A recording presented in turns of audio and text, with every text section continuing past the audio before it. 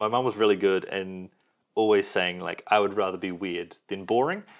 So that was So very good. helpful in terms of being like, be you. Don't, Yeah. try and conform, because then you're going to strip yourself of all the things that make you you. Well then, All right. Cheers. cheers. Welcome to Ooh. the Human CV with, it says Benjamin Williams, but I know this is you've done something naughty, Benjamin. Yeah. So, Ben Williams. Thank you. Ooh, matcha. We're doing the matcha thing today.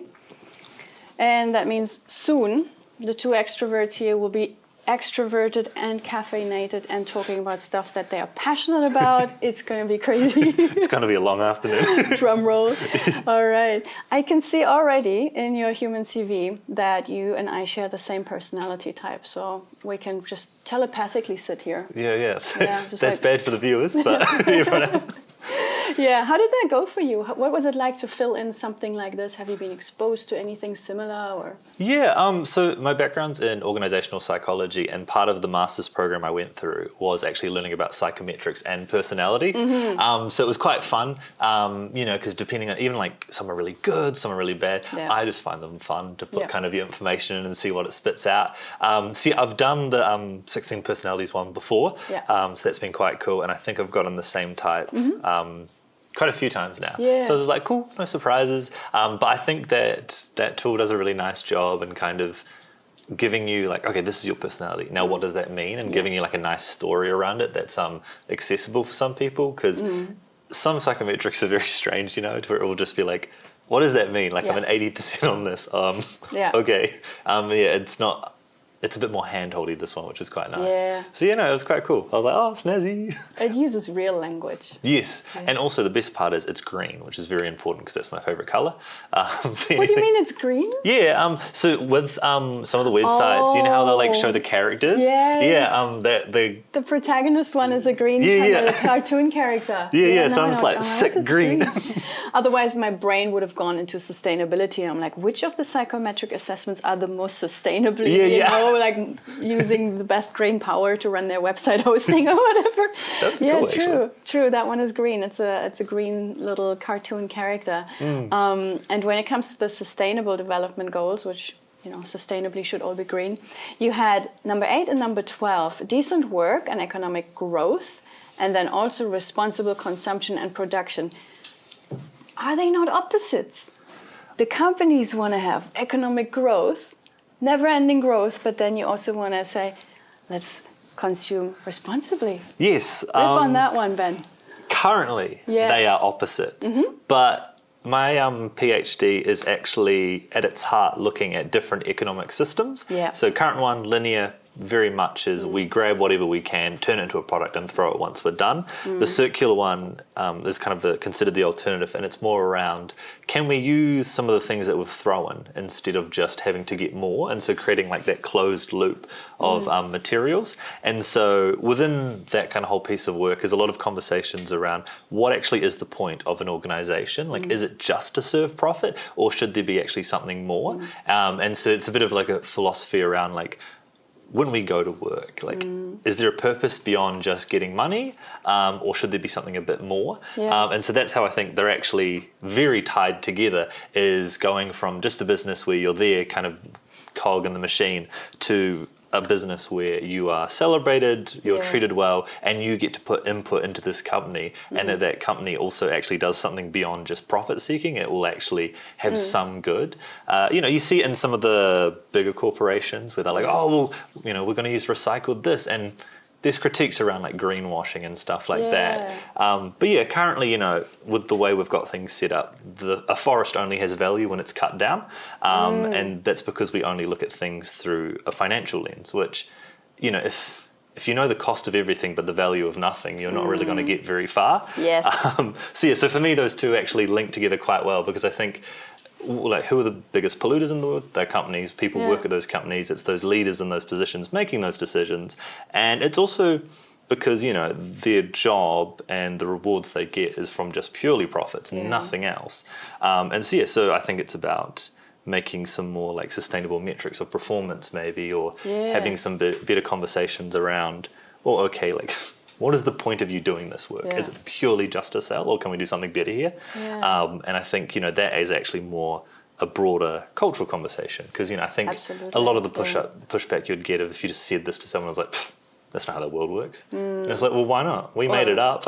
Or it's too small, I can't make a change, Yes, right? I yeah. can't make a difference. But it's the tiny stuff that matters. Yeah, and I think as well, like if every single person in the country is thinking the same thing of, I'm just one person, Yeah. what could I do? It's like, well, do it together maybe. Millions, yeah. So I think they can seem a bit separate, but maybe my very odd interpretation is that they can actually feed each other really well. Especially decent work and economic growth. I think, my background's organizational development, so all about making the workplace a better place. Yeah. And one of the mantras there is happy people work better. Absolutely. So I think that, if you've got all of these kind of existential threats, especially the younger people are feeling very concerned about the environment and kind of what future are the older generations leaving us, and it doesn't look like a good one. Why would I work? True. Why would I care about my work? Yeah. To save up for what? It's going to be gone. Yeah. And so, I see in people my age this underlying bitterness growing and kind of disenfranchisement, instead of what could be a really wonderful space of, we get to work and that's really great, and then also this work is actually building a good future for myself, rather than now, which is just I work to make profits for someone else, and then they go out and buy a yacht, which then destroys the environment, and you kind of get a bit cynical and you're like, what's the point here? That's so true, and I really like that you already start observing, because the differences between your generation, you're so far the youngest guest on the Human CV, and but at the same time, we never met before. We had a couple of minutes, an intake call, a video call together, where I was like, you filled in the CV, I scanned through it, and I'm like, he's looking very interesting. I message him and see if he's keen to come on here and be on video. And then when we spoke, I had to stop for a second and say, hey, Ben, how old are you? Because you sounded like an old soul, but at the same time, very long-lasting perspectives, wise ahead, you're beyond your years, and thinking for, generational approaches rather than just the here and now and buy the Tesla and ride it, So I'm like, But we need people like you who have the connection to and an ear on the ground of what is the current next generation of leaders thinking. As you were mentioning, you looked into these topics with, especially you have your background in the psychological part of organizational development, but now it's moving more into the economics and growth and all that. What is your thought on B Corps? Because a few years ago, I was really into benefit corporations. B Corps was the coolest thing to invest in and to look at and to buy from. And then in the more recent years, I've became a bit, what's the word? Cynical? Not that much yet, but a bit disappointed. I was like, wait a minute. Nescafe is a B Corp, and they make all these little, Nespresso, and they make all these little capsules that just go into landfill after one 5-minute coffee, and I was really grumpy. Do you know a bit more on that topic? I think, so not specifically about B Corps, that's just not kind of where my research has gone. However, I have looked at sustainable certifications just in general. And actually, if I just use an analogy of, I know with a lot of organizations, they'll sometimes have that accessibility tick as well as the rainbow tick. You have to pay for those. All right. And then, you do get audited, but the kind of word on the street is that the audits are pretty bare minimum. An organization that I worked with had the disability tick, but their elevators weren't accessible to those in wheelchairs. So whatever that tick represented, it wouldn't mean much. And then in my own research around construction and some of the sustainability certifications there, one of the biggest issues is that you either need to pay for the certification or pay for someone to get you certified, which kind of creates this pay-to-play model. And then you see this dichotomy forming of those with the money can just throw it and collects them like badges, and those that are smaller and maybe are a bit more values driven can't afford to do it, and then have no real way to actually advertise the fact that they are trying, to the point where in a conversation with someone who helped people get these certifications, they said that they've had quite a few organizations come to them and they've basically gone, look, don't pay me to do this work because it's going to be too expensive for you. However, here's a list of things you could do. Go off and do it yourself. So you don't get the bragging rights, but you do still actually get the real impact. Yeah. So I think kind of pulling all of that out, I do see that with a lot of these kind of social progress certifications, they can kind of be abused in a way, because also unfortunately the companies that offer those are usually for-profit companies, so they need to make money, which means they have to charge, which then also means those with enough cash to basically be able to throw it at that are going to be the only ones that do it. And so so you get these massive corporations like Coca-Cola coming out and being like, we've got this new certification. It's like, don't you guys produce like how many plastic bottles a year? So I think it's also really difficult because, you see this like label and you're like, oh, awesome. Again, like accessibility, great. But what do you actually have to do to get that? No one knows. And so you either have this like really high trust model where it's like, oh, yeah, cool, you've got something awesome. Or, you kind of have this sad kind of decline of these things where by the end you go, what does that actually mean? What? So you spent like $1,000 to a marketing department and that's how you got that? So it's hard because there are benefits in having these things, like, the rainbow tick and all of that. Well, at least this organization has thought that at least throw some money at this to show that they at least want to appear like they care, which is better than not at all, right? But yeah, it's a great step forward. Sorry, maybe not even a great step. It's a step forward, but maybe like a very diagonal step forward, it comes with its own issues. So I think a lot of the sustainable like initiatives that I see out there, half of it's marketing, like that's the reason that term greenwashing comes about.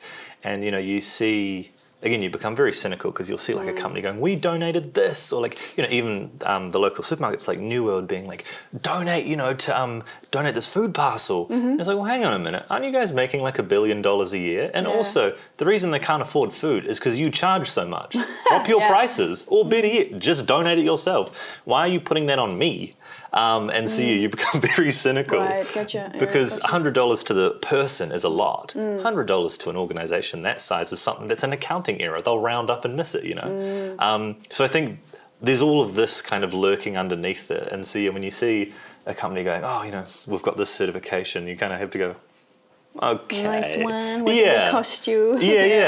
So I think maybe this is also a generational thing, but because I feel old saying that I'm 25, but I think that especially for my generation, Gen Z, we're considered digital natives. So we've been online since, some of us before we could walk. And so there's this really strong level of cynicism, I think, in terms of corporate entities have always come into social spaces, like you see it on Twitter or Facebook or whatever, where their marketing team will suddenly jump on a trend. And it's like, well, no, you've killed that trend, actually. Yeah, it's no longer cool. And so there's always actually been this tension of there's the culture, there's the real people, and then these organizations muscling in, fumbling through things they don't really understand to try and get money. So I think it's that very like strong cynicism for it's like you're only here for cash. Like almost like when you were at school and you had your friendship, you had your groups that you really gelled with, and then somebody external, like the cool kid, wanted to try and butt their way into your group. And like, nah, it doesn't work anymore. It's we had a thing going on here. It's like the teacher's done it, where they've picked up a reference and been like, hey, what about this? And it's like no, it's not cool anymore. You've ruined it.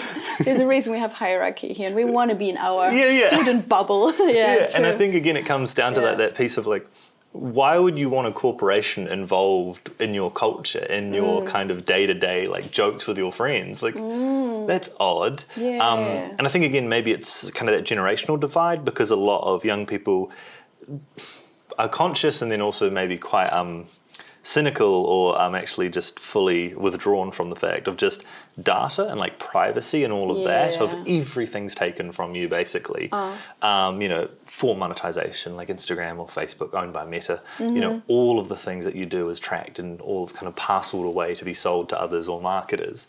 And so when you have that experience from a very young age, that there's almost this entity in all of your interaction, just purely for money, it's like, oh my God, you're a bit of a vulture, you know? Yeah. And so I think that has meant that, yeah, again, the younger generation is very oppositional to a lot of these things. To where it's like, you're not my friend. You're only here for cash. Don't try and pretend to be a person. Don't try and, you know, play on my strings, like, you know, my feelings around like I saw it's one of the banks. They did this little very cute story about a family, you know, getting a home loan. It's like, go away. Nice try. Yeah, it's like, you don't care. You make billions of dollars. Although, you know, at the same time, a company is nothing. A company is just a bunch of people. So, and like I used to be a massive fan, still am, of the whole Robin Hood thing. You know, like the going to the rich people, giving it to the poor. And I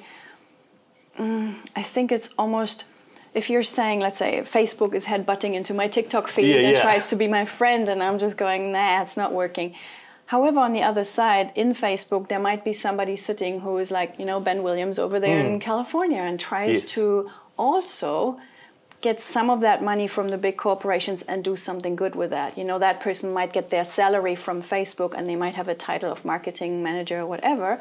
And at the same time, they go and do not shop the plastic bottles, but rather, you know, some kind of system that is way more sustainable for them. So I do think with your generation having seen through the scams and having experienced the, you know, dubious tricks and channels that sometimes are being used to just get the data, just extract the profit, just not do the circular thing. How would a company still, you know, reach you and you would feel it's genuine and you would want to, you know, work hand in hand with them? What chance do they have? Like, how would they need to show up? That's a really great question, because I think it will, you know, vary on every single person will have a different kind of want or need. Sure. I think there will be some companies that are just, through their very nature, will never. You know what I mean? Like if, I don't know, BP or Shell showed up and was like, hey, it's like, go away. You destroy the environment. Like your business model is just antithetical. You'll never get me on board. So there's that aspect of, you know, even, you know, the game that you're playing, is that a good game to play? How do you treat your staff? How do you engage with the environment around you? All of that type of stuff. I think that is... I think that it's hard, right? And nothing good is easy to do. And so I don't know if there is a real way to actually, you know, fully seal the deal, like 100%, be like, yep, cool. Because I think people, you know, there's this, I think what underlies all of these conversations is, do you see the people in the organization, or the fact that the organization is an institution, and that institution is bigger than just one person. So even though, you know, you can you know, hear people go like, oh, go in and change it from the inside. No, unfortunately not. You know, cut them off and buy somewhere else. Yeah, that's how you would go about it. No, I think that it's one of these things where these companies are not just going to vanish overnight.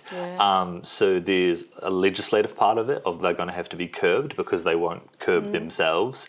And then also, a broader social change of the market needs to almost have it where you don't get rewarded for this behavior. Because currently you do. You know what I mean? If you rip shit and bust, burn a forest, well, it's okay, we've got our product.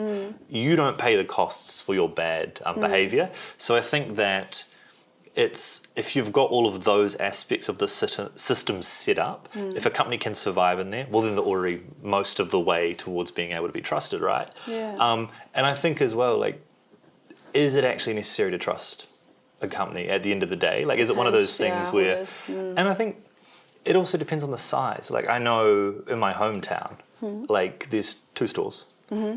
Well, one's a golf club, the other one is just like the actual general store. You know the owners, you trust them because you actually know them, and you know every single person that works in it.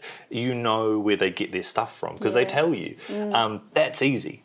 But as soon as, you know, you've maybe have multiple sites, it's already harder, right? So I think just by the very nature of some of these organizations, the bigger you get, you start removing yourself from just like 1 or 3 people, and you become your own entity. And it's at that point I feel like it's very hard to try and actually get a lot of movement on the ground. Like, there are some companies that have like really good kind of outreach, but they can burn it really quickly. Like Duolingo, really great kind of outreach. You know, their marketing team was given a lot of freedom. Then they kill the owl, didn't they? Yeah, and then the Like, CEO no. comes out and is like, "Hey, we're going to use AI," and it's like rookie mistake again. Younger people very like polarized on AI.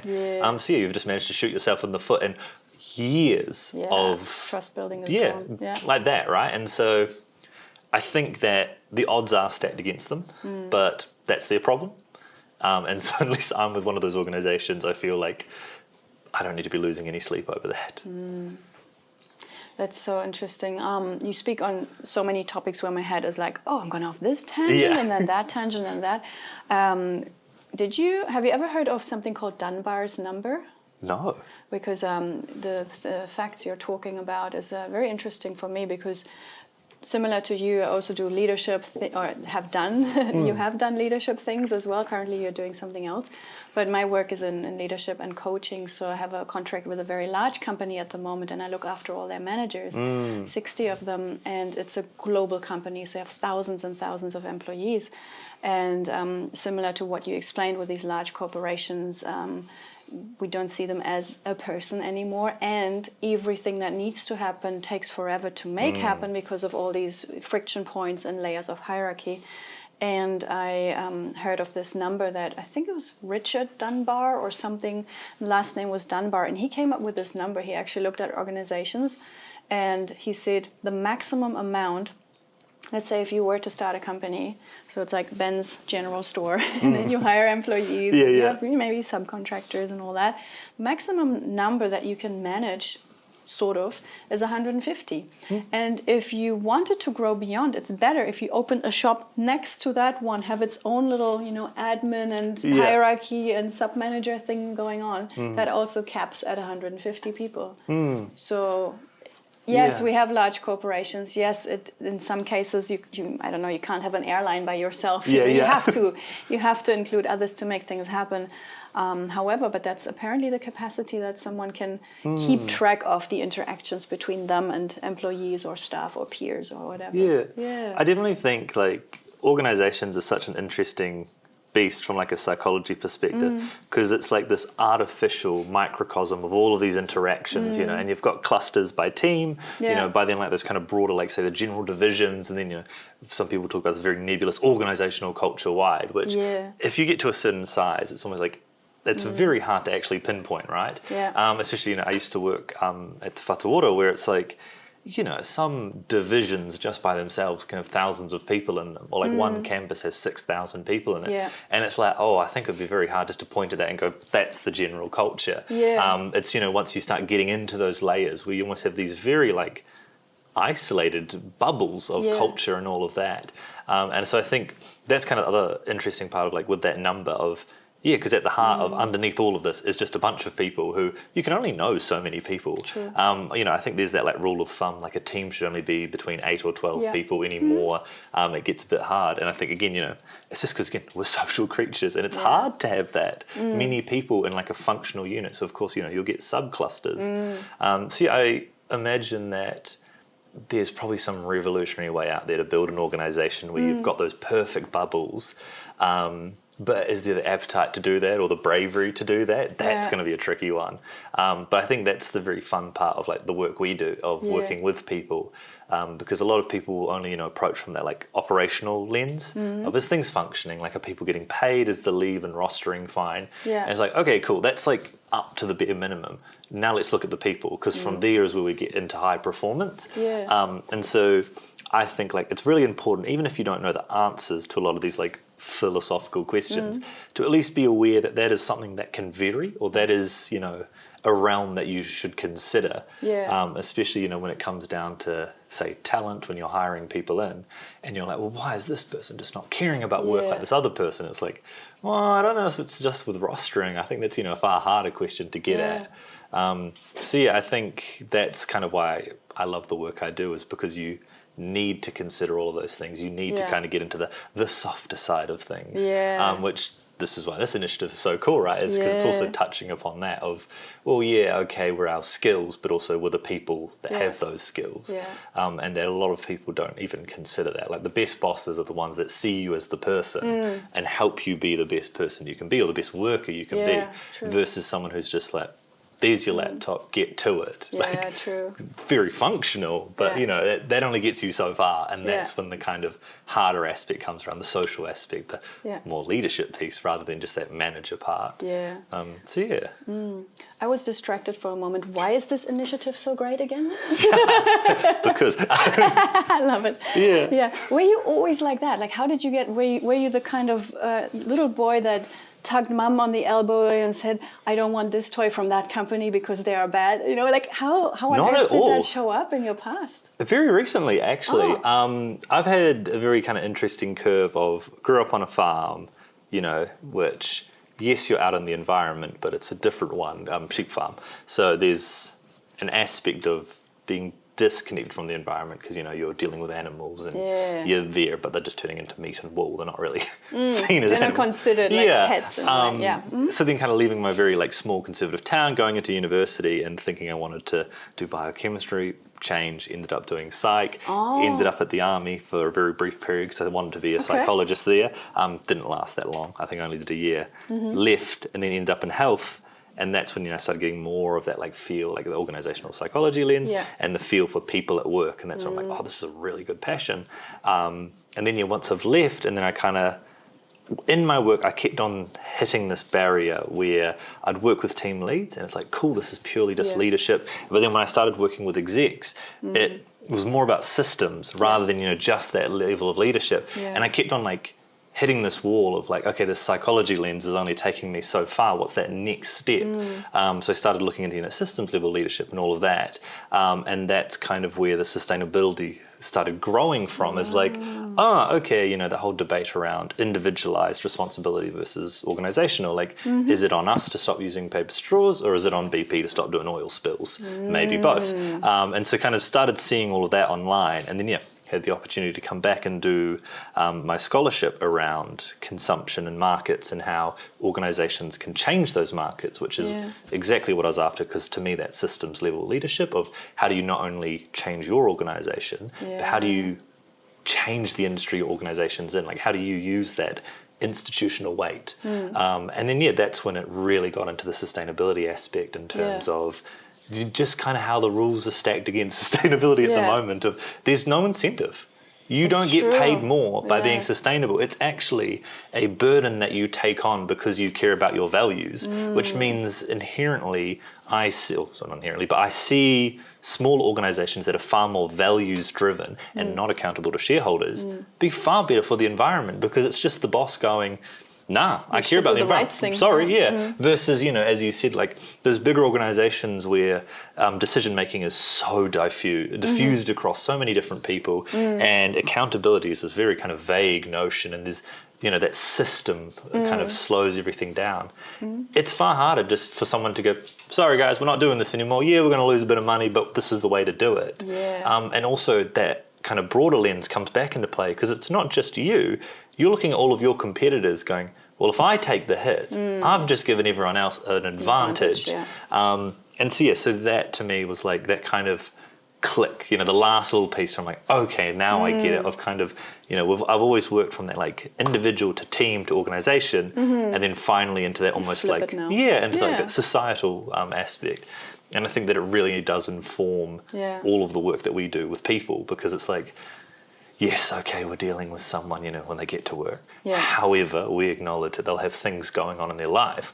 So let's take that a step further. What are the kind of cultural considerations and like beliefs that they have that are kind of from the societal lens? Because I think the best part is, you know, if you've traveled a bit, you realize the things that you thought were concrete aren't, right? The things that you're like, oh, everyone does it that way. You go somewhere else, you're like, oh, okay. You know, and I think especially in New Zealand, like, say we're really bad with tall poppy syndrome. You know, you don't advocate for yourself. You don't stand up and go, I did some great work. But then you go overseas, you know, and say, give the polar opera as an example, say like Americans who are like, yeah, I'm the best in the world. And you're like, whoa, okay. But it goes to show you, like, all of these things feed into that person walking through the door. And to be the best practitioner you ever want to be, I think you have to kind of acknowledge all of that, right? Because especially if you don't challenge any of your assumptions when approaching a problem, 80% of it's already been decided, and then you're left with this. True. But if you take a few steps back, you have a far kind of broader range. Yeah. So it was part out of an appetite to kind of make me become a better practitioner, and then also because it's just a good cause as well. Because I think, coming right back to it, of decent work to me is also meaningful work. Yeah. And so I think making the workplace a better place, but also if you can chip in some way to make the world a better place, like score, that's a great thing to have, right? And I don't think many people can say that the work they do actually can tick those goals. And so that's a great privilege to be able to feel in some way of like, no matter how small, to be able to push a conversation forward is very cool. So lots to take away from that one. I think this was one of my main drivers behind putting this passion project into life or making it materialize. And I said, look, if everyone was just able to look at themselves and recognize what is important, what do I consider impactful, what do I consider meaningful work. That's the first step, and then they can look at what are my skills and strengths and how do I bring them into any project, whether it's personally, professionally, and it will go from there. It just snowballs off. So when I look at your CV, I see someone of a young generation that is maybe angry, maybe sarcastic, and therefore the energy was then shifted into I'm going to do something, and I hold the big guys responsible. And I can also see, so the VIA strengths, they are coming up in this CV in alphabetical order. That doesn't necessarily mean this one is your top one, but they're all very high. They're all your top 5. But I can see there is judgment and there's also kindness in you. So you're like, I'm going to say what needs to be said and I'm going to point it out, but I will do it in such a way that they will follow me. And I can also see you got a very, very high score of extroversion. You talk about stuff, you verbalize it out loud. You can imagine with your 91% score what the world could be like. Yeah. And you've got one of the lowest compliance scores I've ever seen. So you're young, you're grumpy, you're judgmental and kind, and it's time to tell it to the world. So where's this going to take you? That's a great question. Thank you. I'm full of them. I honestly don't know, and I'm quite comfortable with that because I think even in my very short time, I think I've, proudly marched out into the world of I'm going to be this, and then within a year or two, tail between my legs going back, oh, maybe that wasn't exactly what I want. And realizing that, I hope, as a person that I will always keep growing regardless of how old I am. And that means that the plan that I have now may not be the plan that I have in 5 years' time, in 10 years, 15. And so, I've acknowledged that I've come back to do this PhD because at the heart I am a nerd.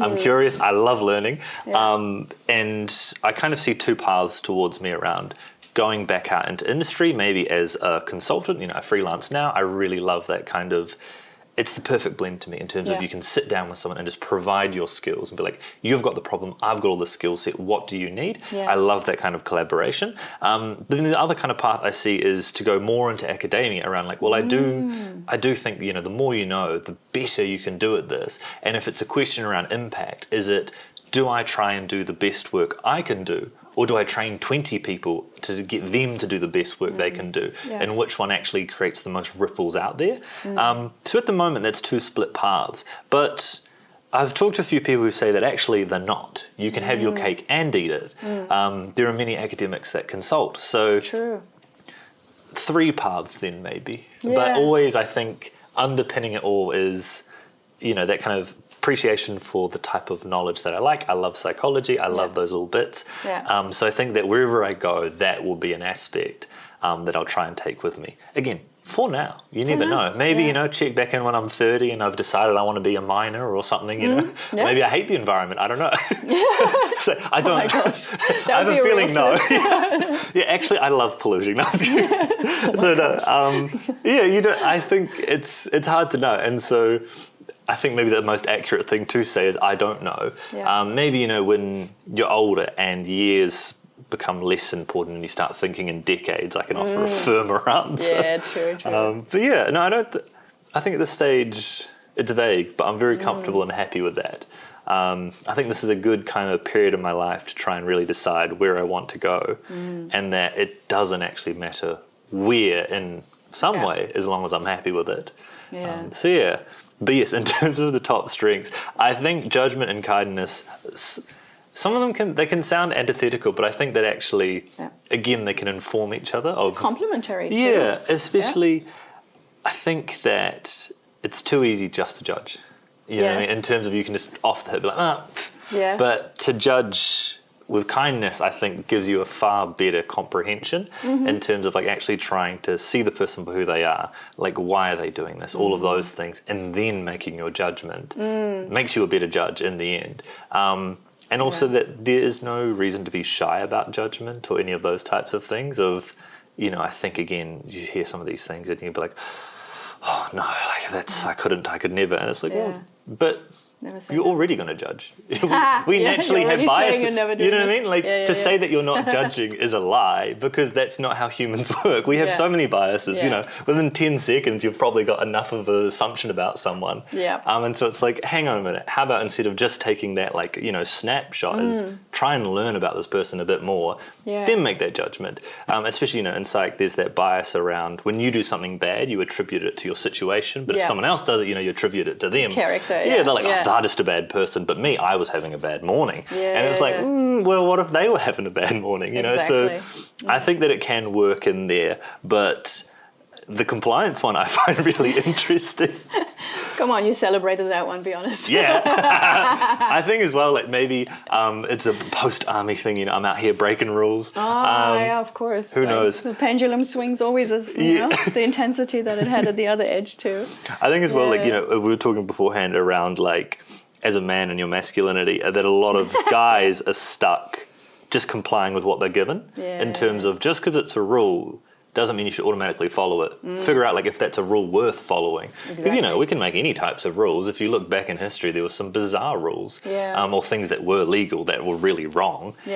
So yeah, just because it's the norm or that's what's given to you, it's like, well, be a bit critical, judge it, and then, you know, decide if you actually want to follow that or not. And I think that you'll be in a far better position rather than just kind of going along life thinking like, oh, well, this is what the rules say, I've got to do this, got to do this. It's like, there's going with the flow, and then there's giving up all sense of agency and just... I like how you were riffing on that judgment part and then went also into the rules following thing. You know, it's like when... let's say it's dark at night, you're in the city, you're standing at the traffic lights, no car is coming, it's like 3 a.m, nothing is happening, but your traffic light is red. Not in a car if you're walking, you know, I'm not saying, you know, drive against everything that's going out there. I don't make that call when I'm in a car and the traffic light is red, but when I'm a pedestrian and there's a red traffic light, I can see for miles like there's no car coming, I will cross the street, I will cross the road. And I, when people would call me out on that, I'm like, well, if that would give me the green light and I see a car is coming, would I still walk? Because I'm like, but it's a green light, I can go. You know, my famous last words would that be?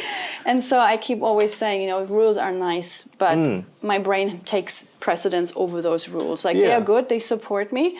And for certain aspects of society, we need them to just somehow coexist and live together and, you know, have little things going on that we deem valuable. But still, my thinking should be a bit, you know, challenging those rules that are being made by people. And I think as well, like with that, especially that example, it's like also what are the consequences of it? Of like me crossing the road, sure, but as soon as you're in a car, the consequences are far stronger, you know, and that's why you don't, right? And I think that is also the other aspect of really sit with this and go, what are going to be the consequences of that? Like, if it's the middle of the night and there's a red light, I'm still not going to go in my car, but also because of, you know, say the potential consequences, for me, it's like, well, no, that's the standard that I'm going to keep. And so I think that, you know, for every like rule, which you're like, oh, that's silly, I don't have to do that. There's also one where it's like, no, actually, it doesn't matter what, I'm going to follow this. So I think that it's not about, oh, always break the rules, always. It's just like, just analyze it, you know, sit with it, and then make your decision. Don't just kind of blindly follow it, but also the opposite's just as bad. Yeah. Oh, there's a rule for it. I'm just not going to do it. Green then. light. Yeah. It's like, no. It comes back to what we talked earlier about judgment. It's interesting. You and I have ENFJ, which the J, often when people for the first time take this Myers-Briggs or 16 personalities test, it has been, adapted through different generations and companies as well. They see their result at the end. There's a J, and they go, "Oh, I'm judgmental," because J stands for judging, and the other option that could happen in this test is a P for perceiving or perception. And often people, and I used to be so other kids in school would read horoscopes and that kind of stuff. I was always into, let's do this Myers-Briggs and let's do this test. So I came in touch with this one in particular very early. So ever since I took it, now I'm almost 41. So I took it at 12. I was an ENFP for my whole life. I was identified with it, proud label, ENFP. And then in the last couple of years, which coincided with some major life changes I made, there comes the result, ENFJ, ENFJ, ENFJ. And I'm like, oh, okay. So yes, people can change. And I think, like what you were saying, the judging with kindness, it can only come when you have sufficient information. And so I think I was in that ENFP bubble for a whole while as I was exploring, learning, living like a nomad, doing van life, doing all these explorational travel things and exploring perception and receiving through my senses and through knowledge. And then as I was like, okay, you've played for a while, Jen, now it's time to settle down, whatever that means. I still haven't figured that out. But to really invest more deeply into a purpose or a project or a country even, then the J showed up. Yeah. So I was able from all the perception to become judgmental, as in making decisions, making a judgment on something. You mentioned briefly before Te Whatu Ora, for the international viewers, that's a New Zealand health organization. Yes. So I want to ask you on this whole, I was with Te Whatu Ora, I was with the army, I was in this and in this place. How do you make decisions when it comes to those big pivotal, like, should I do this, should I do that? Especially when it comes to, I already was in the world of making money, having colleagues, and then making that big move of going back, or not back, but going into school again and doing now a PhD, which is like a complete opposite. Like, how do you make decisions, and why going back to the school? Yeah, I think I always find it quite funny in terms of making decisions, because I always feel like 90% of the thing has been made for you before it even gets to the option. In terms of, say, Te Whatu Ora, I was being made redundant, so it was kind of going to be that thing of push or jump. And so I managed to kind of extend my lifeline. So I moved to the Ministry of Health, which is another, health agency, and then got made redundant again. And so I think it's quite funny now. At the time I was upset, but I think it was this kind of piece of, how you interpret that is completely up to you. You can either say, I've had the worst luck in the world, or it's like, nah, I'm just joking, say that it's something with the universe telling me that I'm in the right direction. Because I enjoyed those jobs, but also even when I was in them, I would talk about, I just want to get a promotion so then I could go to part-time hours and then do my PhD. So it was always going to be a thing, but I would always joke that, I'm going to do it when I'm 40 and have a midlife crisis. So then I was having this massive kind of turmoil with work, and like, what's going to happen? And then, made this massive jump. I moved city for this other job, and then within 6 months was being made redundant again. And so I looked back at like my career of, within 3 years, I was like, I want to be a psychologist in the army, joined the army just as a soldier, not a psych. Hated it, did not enjoy the culture at all. So I'd left, and then I came out, and instantly, basically, I think within 2 months, was working at Te Whatu Ora. Like, I want to be an organisational development practitioner, getting made redundant, extend that lifeline a bit, go to Ministry of Health, get a promotion, awesome. And then it was really funny, even before I knew I was being made redundant, I had already said to myself, well, I can't do it now. I'll have to wait for one more promotion and then go back. And so I think that if I hadn't been pushed into that decision, I would have always found an excuse not to do it, But I had this moment of, being bored into the office and going, look, you're going to be made redundant again, and not feeling that upset. Because, very fortunately, I'm young, I've got no mortgage, I've got no nothing. The only thing I have is a student loan, which has no interest. So I've got no skin in the game. I was renting, so it was basically within 2 weeks, I'd moved out of the city again, seeing other people who literally were considering moving country now, selling their home, moving their kids out of school. It was seeing this massive turmoil and just sitting there like, maybe now is actually a good time. And then I kind of sat with it a bit as I was going through this process, because my boss was trying to make me stay and was offering me like a promotion, but it was fixed term, so you'd lose your payment of redundancy and all of that. And I was like, this is just too hard. This is just a pain in the ass. And very fortunately, I was offered a PhD scholarship, and I kind of realized, I was sitting there and I'm like, why actually am I putting this off? Because I can always find a reason not to do it. And actually, as the older I get, there's going to be more and more genuine reasons not to do it. At some point it'll be, I have a house, I've got a kid, I can't go back and not earn. So I was like, actually, and so I think it's that part of seeing people's lives being upheaved and realizing, I'm actually on quite a stable boat here because I've got no skin in the game. And then getting that opportunity and realizing, like, why actually am I even putting it off until I'm 40 to come back? No excuses. Why not just do it now? And I think as well, like, that's why I talk about like agency and kind of following those rules, because I think part of me was still trying to follow them of, well, that's what I'm meant to do. You go to uni, you get the good job, and then that's kind of it, and then you get your promotions and then retire at 60 and cark it, or whenever. And then it was kind of like, well, but that rule book doesn't actually work for me.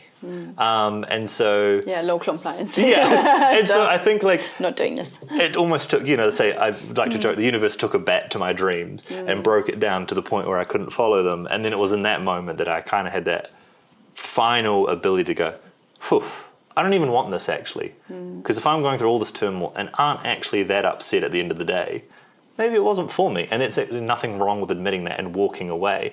And so I kind of see my career trajectory as this massive U-turn of like, and I'm finally getting back to where I want. It is a big journey, and it is kind of scary because, as you said, like leaving a corporate career, once you're in, it can be very stable, and then going out and it's like, being back as a student is scary.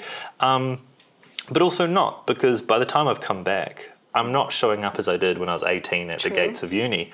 I'm now coming back with an entire career behind me, better lens to view the world, the ability to freelance. So I was like, wait a minute, I could just do that. And so it's actually very freeing at the end, because it's like, I can just do that, actually. Same guy, more tools. And that was quite rewarding to come back to the same spot and realize how much you've grown and how more able you are to navigate the world and just do the things that you want, and to not be afraid to ask or to try things. And if it fails, sure, but if not, that's wonderful. And as I said, to have your cake and eat it, to be able to be an academic and a consultant. I realized again, I was like, well, what's stopping me? Just because some other people don't do it? Well, I'm not other people, I'm me, so let me try. So I think it looks odd on paper, but every step was better. And I think as well, like, I kind of come back to, it's better to do a U-turn than it is to keep on making progress on the wrong path.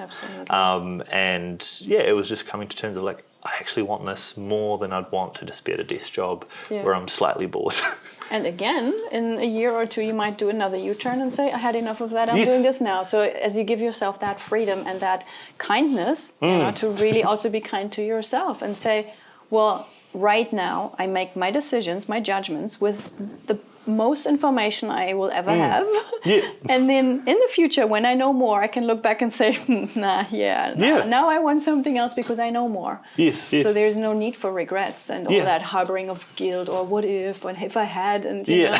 So I want to have one more question on the PhD, but then I want to talk about your parents as well, because we had one little statement from your mom earlier before the cameras were rolling. I'm like, we need to get back in that bubble. That was fun.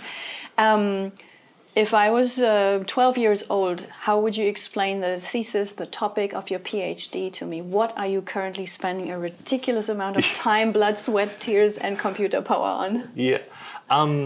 Looking at how people decide to try and convince other people they work with and also their competitors in a market to be better for the environment in its most simplest form. And then, you can layer on the complexity more and more to add, so like it's about organizational change as well as market shaping. How do organizations influence other organizations? How do they influence lawmaking? And then that final piece around, well, if you're having all of these kind of different organizations interacting in that network, what about as a society how they set that playing field? Because the laws shape what is permissible, and because I've contextualized it in construction, it's really interesting when you look at, like, say, building materials, because a law can just come through going, no more asbestos, bang, and you can just change the field like that. And we know that construction materials are not the best for the environment on both ends. To extract them out of the ground, say with steel, really bad for mining.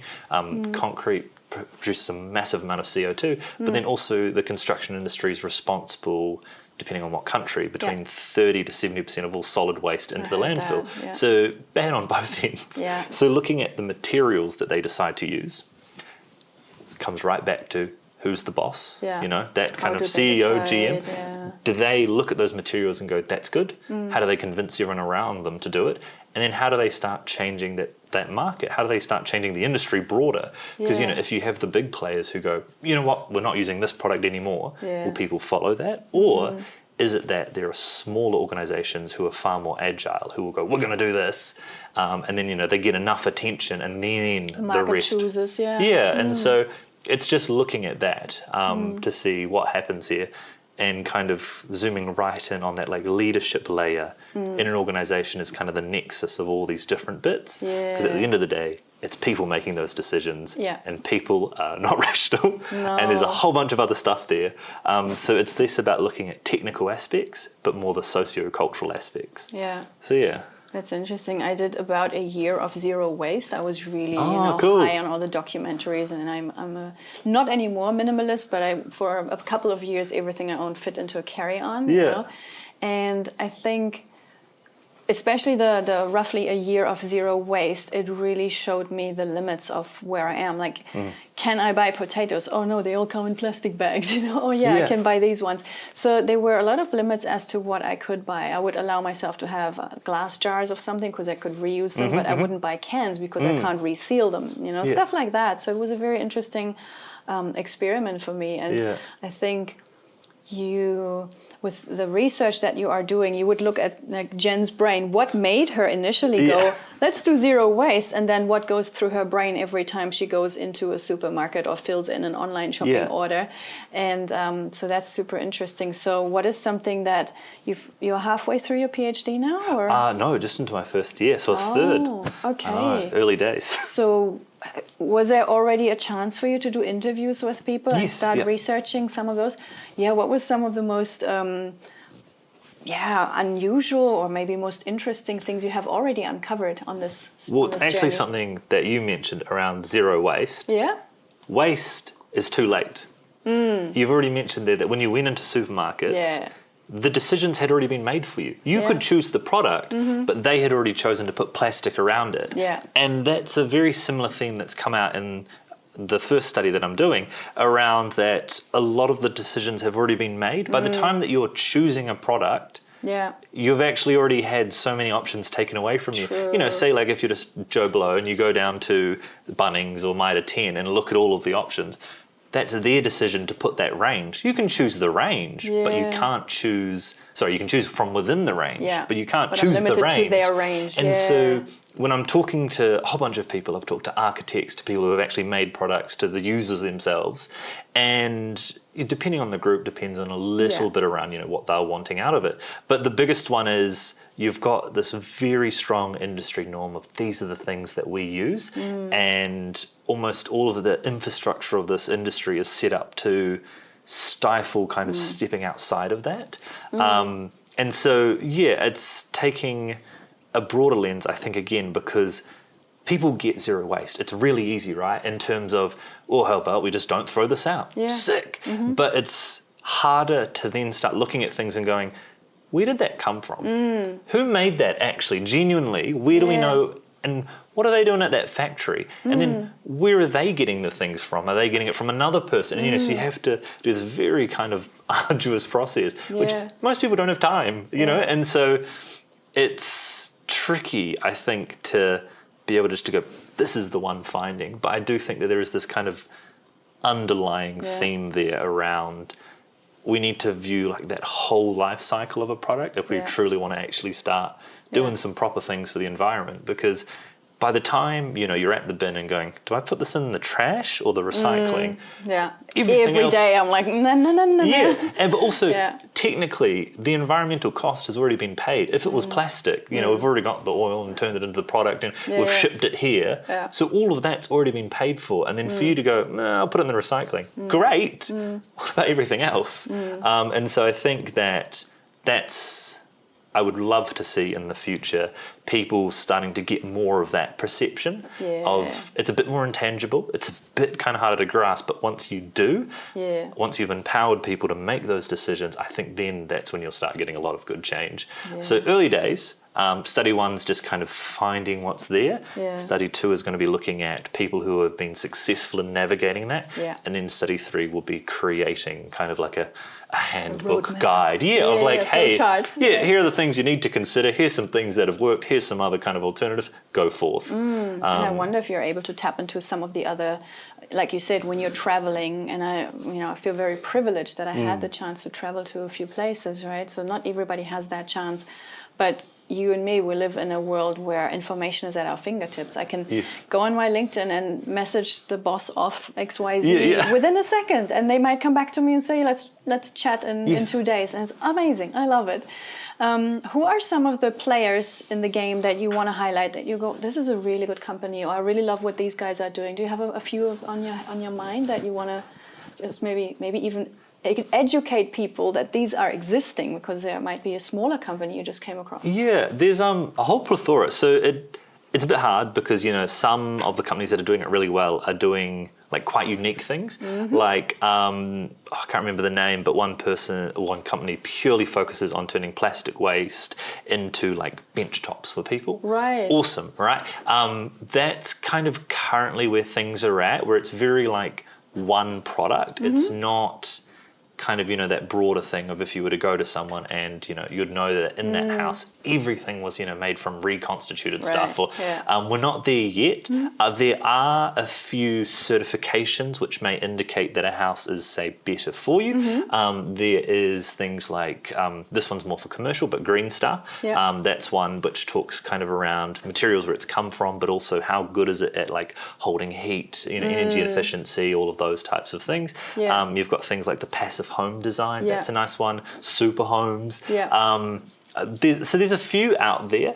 I would say that again at the moment it's not at that point where you could just walk in to like a real estate office, but I want this, but there is a growing awareness. Like there are some, say, tradespeople out there, some architects that are aware of it, that are aware of how to build a house to those specifications. So currently it's not, let's put this one company on a pedestal or anything. It's more, this is an idea of a good house. You would then have to take that to someone and go, I want a house that's designed on these principles. So it's unfortunately on you at the moment. And also, it will grow. With houses as well, it's difficult because most of the time, if you're buying a house, you're not going to walk in and be like, where's this jib from? You don't have that option. It's do you want it or not? Or get another house. And so that's also that demand aspect makes it a bit more difficult to like shout out just one person.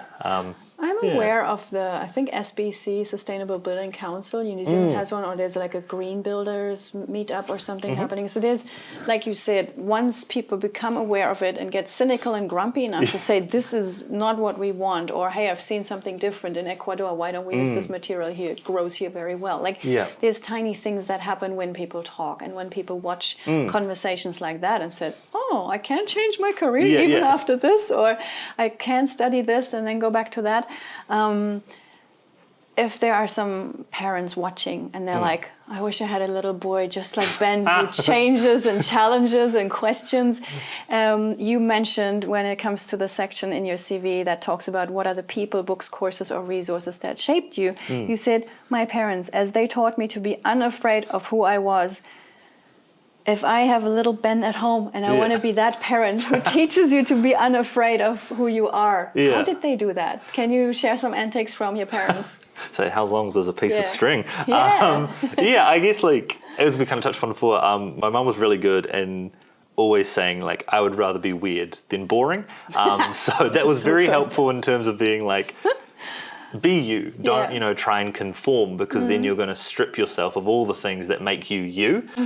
So I guess from a very like young age, it was like almost back yourself, like you are this way, and that makes you the best version of yourself, is leaning into your traits, and trying to be the best person, rather than trying to strip these parts out of you so that you feel like you're, more in the crowd, and so that's kind of like a really good part. I think that's kind of one of the foundations. And then I think the other one is like just really heavy on like kindness and community. Like both my parents volunteer. My dad is a counsellor, and so kind of helps people in that regard. So very fortunate that he gave me a whole bunch of, healthy coping mechanisms and stuff to deal with emotions, which is quite rare, I think, for young men in terms of all these emotions, and then what do you do with it? And especially I think, it's quite normalised that men express their emotions through anger, and that's about it. So that was also very helpful in terms of like those very kind of healthy coping mechanisms, like, oh, what am I feeling right now? Like, cool, let's take a moment, let's feel this to respond rather than react, like all of those parts. And then I think as well, there's a kind of element of not being afraid to stand up to people who would maybe criticize you for being different, because to be different, awesome, but that also does invite challenge. And I think I noticed, like in high school especially, my school was very strange, in not a fun way, unfortunately. Like, or some stories, some of the kids in my year would get tables together and then force younger kids to fight, and if they didn't want to fight, they would beat them. One kid tried to hit someone with a hammer. There was another case of someone snapping a fluorescent tube and stabbing people, writing on the wall in their own blood. Very strange school, very intense. And, so I think being very nerdy and shy, I got a bit of flack to start with. But then there was this moment where it's like, oh, you're just being mean. And I can be mean just straight back to you. And they would fold, because unfortunately these people will only pick on people they know that won't fight back. Because it's not cowardly. I don't think that's maybe the right way to describe it, but if you are going out of your way to harm someone, it's because there's something in you, like you only tear other people down when you too are also bitter and sad, because that's the only joy you can get, is spreading that misery. And so kind of getting a feel for that, of like, these people that are going to come to you for being yourself are angry that you are happy with yourself and they are not. And so at first, when I was younger, it was just anger of like, how dare you try and get mad at me, get mad at yourself. But the older I've gotten, it's been more around actually seeing them for them and almost feeling sad for them. And where it's just like, really? Like you see me being happy, doing nothing to concern you, and then that makes you angry. I think that's quite a sad state of existence, to the point where seeing other people's joy and getting mad at that is a very strange kind of life to live. And I think, as we kind of mentioned before, it's because in some way I feel like they've got the burden of conforming, and so they're angry at seeing people who either have the courage to step out and don't conform. And I think there's an anger in that of like, no, you should be miserable like me. You should wear this burden like I do. And it's like, well, actually, maybe you're a coward. Step out, be yourself. And that does invite challenge, but back yourself and know that the people that will critique you just for being you aren't the people's opinions. You don't want them. You don't want to keep them around. No, those opinions aren't valuable. If they're going to come out to you and be like, oh, you dress kind of weird. It's like, okay. What's your problem? It's his outfit. And especially if it's like, if you are seriously going to judge people on that, you've revealed yourself to be a person that I don't want to associate with. Thank you. Bye. It's easier to curate my social network. It actually makes it quite easy. And I think when you do that, you then start forming connections that are genuinely meaningful, because I think that's the other part that I think people kind of miss around like being truly happy with yourself, is to also have people that reaffirm you that way. I see too many friend groups of people my age who the relationship's almost transactional in a way, to where it's like, are you just friends with them because you don't want to be lonely? Is that it? And versus like my friends, like we love the presence of each other because we're genuine friends, and so with that, and friends fight, sometimes difficulty, but it's a difficulty that you signed up for. It's, yes, you're a burden in my life, but I chose that burden. I would love to pick you up from the airport. Yeah, I'll take you to your dentist because you don't have a car, like, because I like you, you know?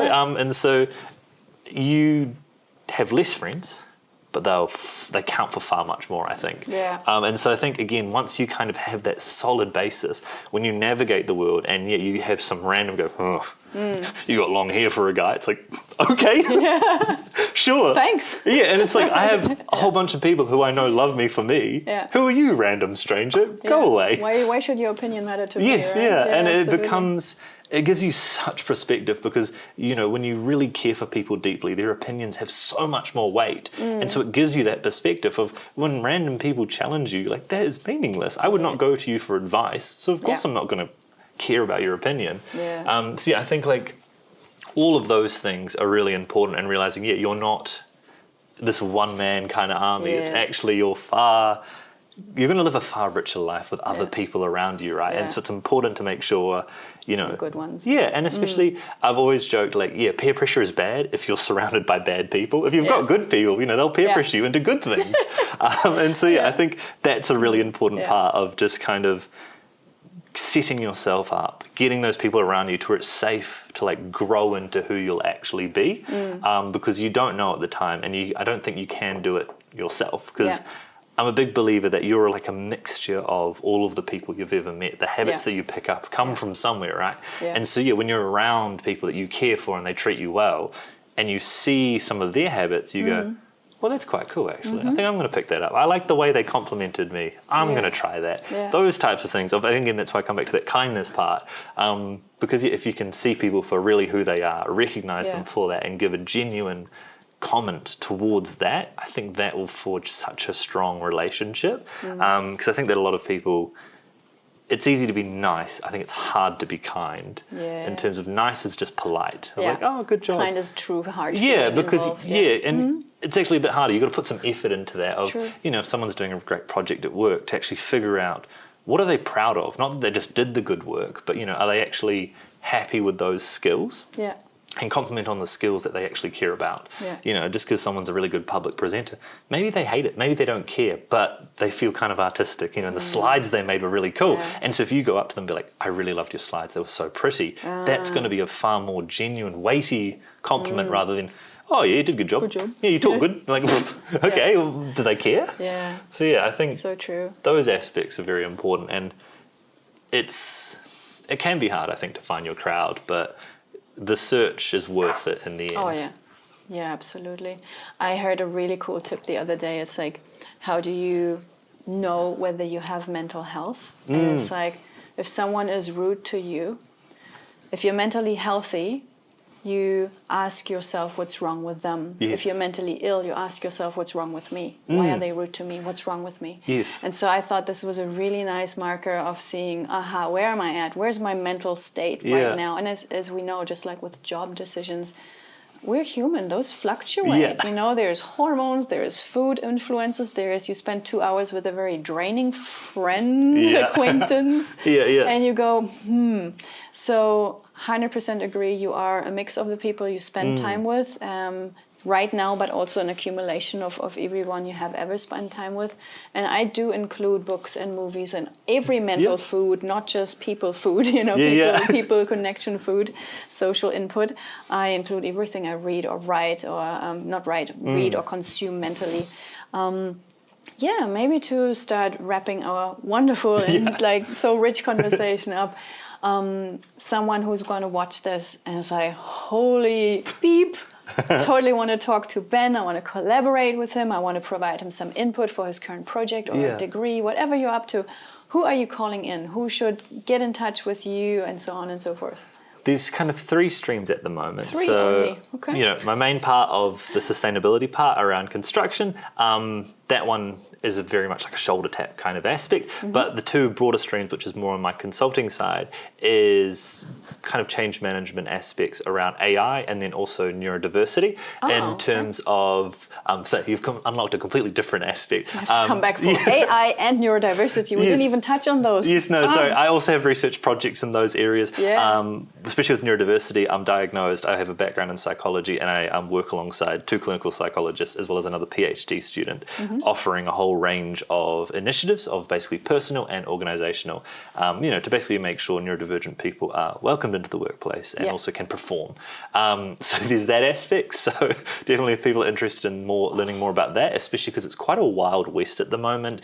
People aren't kind of sure what's out there. There are a lot of people who speak from just lived experience, which is good, but it doesn't offer you like a universality. So there's that stream. So if you're interested in any side of that, please. And then you also, AI at work is kind of another really interesting area because again, it's quite a wild west. People are just throwing it in there. But I've been seeing a lot of fallout around staff feeling intimidated, could I lose my job? People falling into the marketing of AI and not actually what it is as a tool. Like, do you need ChatGPT in your work? That's kind of a very important question to ask.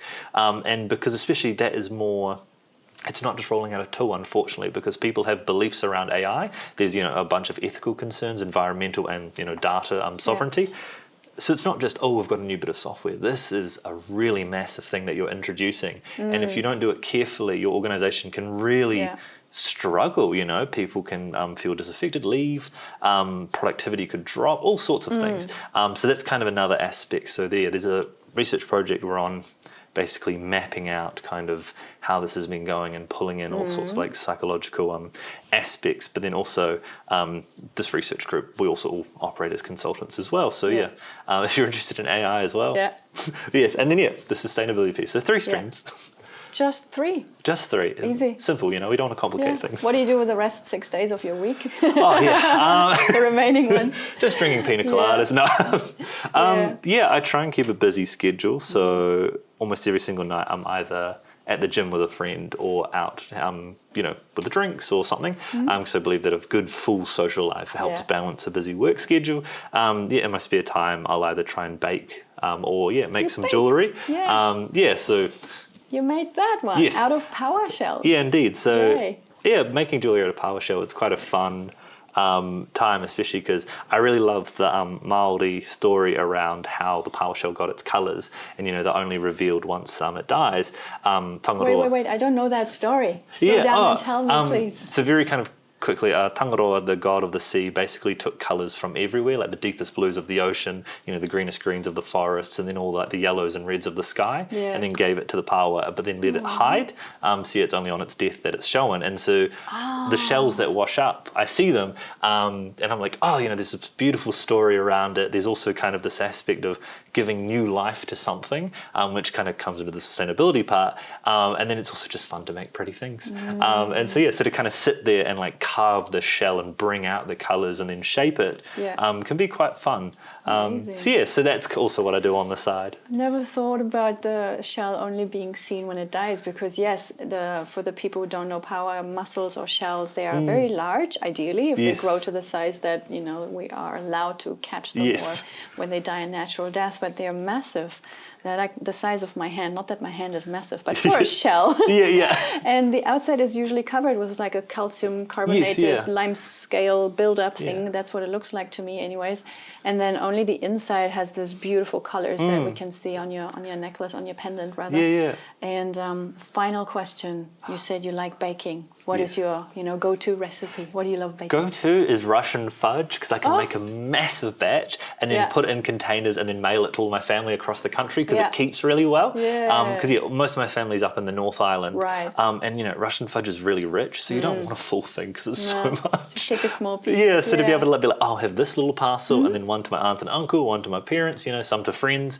It's a very like kind of community orientated thing. And it's quite fun. People love sweet treats, to be able to drop off this little thing of like, I made this for you, like enjoy.